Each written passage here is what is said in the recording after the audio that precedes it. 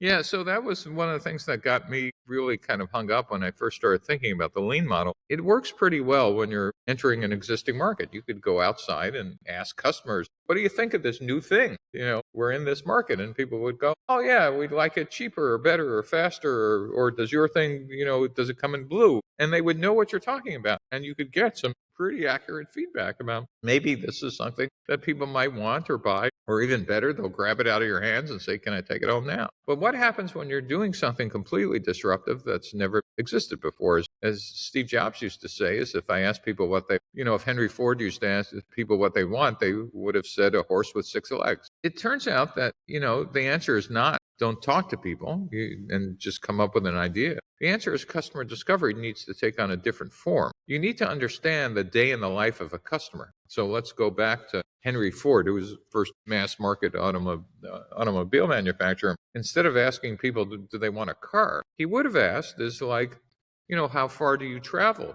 What would life be if you could travel 10 times further in half the time? All of a sudden, if he would have understood the day in the life of a potential customer before a car and what the life would have been after the car, you actually could have done customer discovery for a new market without having people tell you, I want a horse with six legs. They would have described the problem. And so in a new market, you truly need to get up and understand not about product features, because no one will know what you're talking about, but about their day in the life, about the problem that they have today, whether they know they have a problem or not. Does that make sense? So the customer discovery questions you ask are very different, but still valid. And what was really interesting, the other part about discovery is different, is learning that the sales cycle is different. If you're in an existing market and I'm on your board of directors, I want to see a sales curve that looks like this. That is, if you're right, you're taking market share from incumbents because you have a better something. Well, the problem is most startups and investors assume for all startups, that's what the sales curve would look like.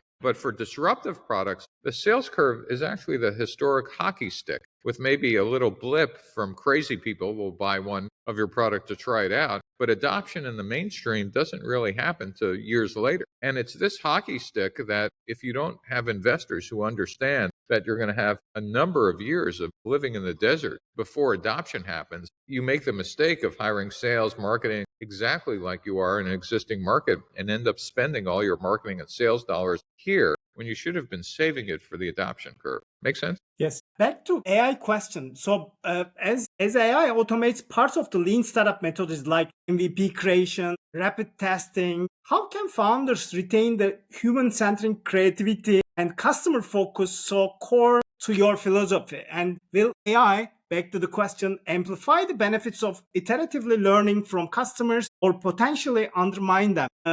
Mustafa Suleyman has just mentioned in his earlier videos that entrepreneurs will be able to prompt a new product to the AI, and AI will also generate these kinds of products. Do you believe in these kinds of futuristic products and outcomes? Absolutely. I think it's going to be a really interesting world. And the question is, where does the human being get inserted in that iteration loop? The question is it going to be a force multiplier? I'm old enough to remember when there was no Photoshop or any paint programs or even page layout programs. When those first came out, everybody decided they could fire their graphics artists and they could be their own graphics artists. And people were able to make the world's worst art or the world's worst newsletters and layouts or web pages, realizing that while you had the tool, it didn't make you the creative person. So there is one model that says AI is an adjunct, but it really still needs to be in the hands of a creative founder. That is one model of belief.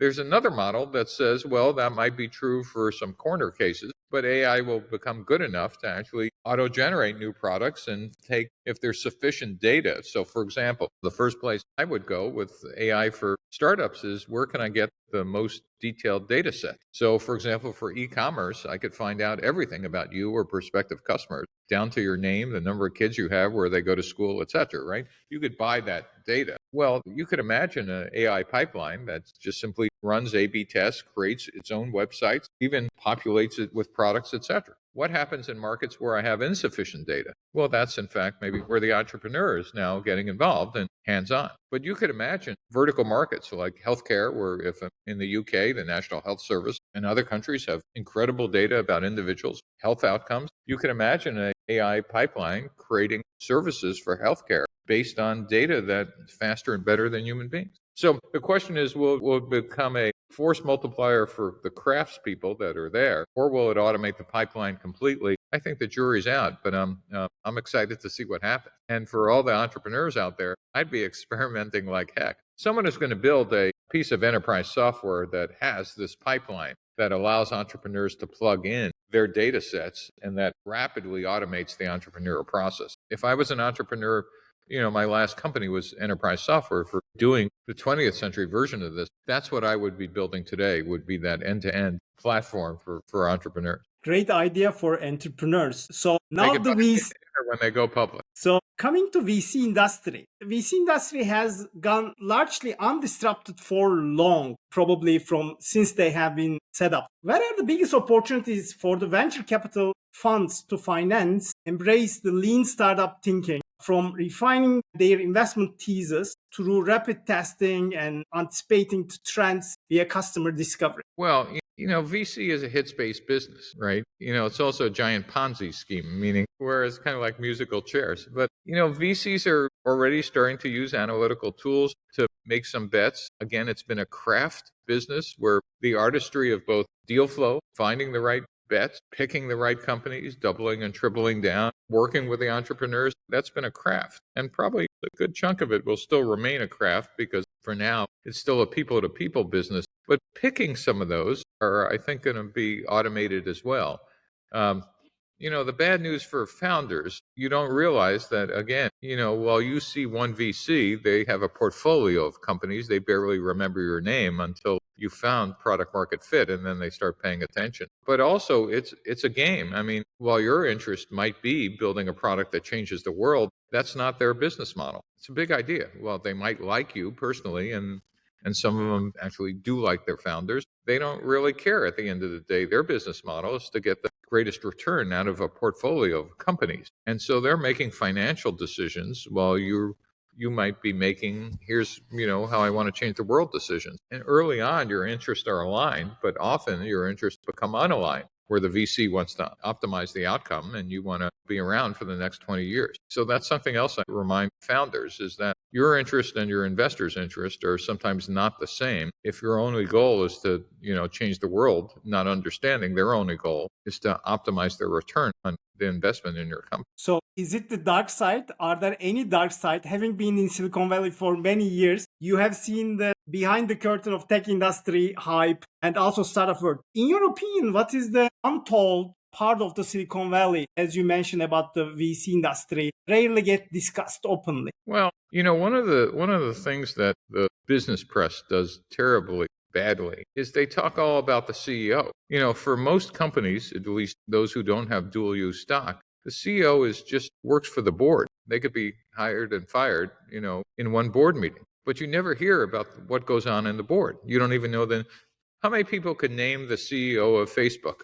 Okay. How many people could name the board members of Facebook? How many people could name the CEO of Alphabet or Microsoft or OpenAI? How many people could name the board members of those companies? Cricket. And so the secret is not understanding that boards actually have immense power. Though in the last couple of decades, at least for the most successful companies, abdicated their adult supervision role in exchange for not being thrown off the board and not being able to invest in the next round. So the dirty secret is that for a good number of unicorns, the board, there is no adult supervision or fiduciary responsibility from anybody. And that's not been healthy. It's been good for financial returns. I don't think it's been healthy for the culture of startups. I think they've become a lot more toxic. So, for example, social media, for me, I remind my students joining Facebook once we understood it's and other social media companies, it's like joining Purdue Pharma once you understood the bad effects of OxyContin and like how it was destroying people as a drug.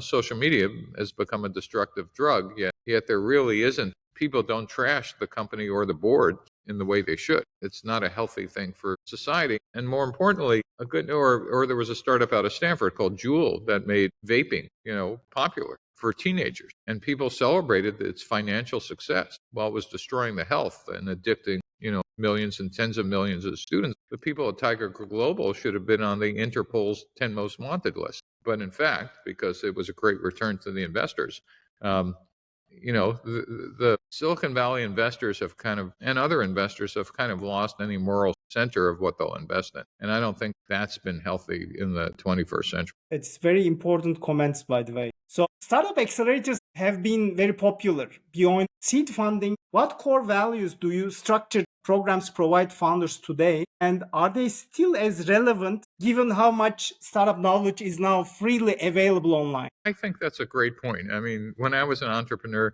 the amount of knowledge you could gather was limited by your coffee bandwidth, meaning could you have coffee and to your proximity physically to Silicon Valley and more importantly, Sand Hill Road. Would anybody have coffee with you that had some pattern recognition about, how do you build a startup, et cetera? Where in fact, most people like I did were inventing it by yourself with maybe a couple of comments from others. Your point about entrepreneurship is everywhere and entrepreneurship is available, advice is available everywhere is just a 21st century phenomenon, which is wonderful. The thing that's missing, and I'll go back to the conversation we had earlier about founders are closer to artists. Imagine trying to learn how to paint or compose music if all you were doing was reading about it in a book, right?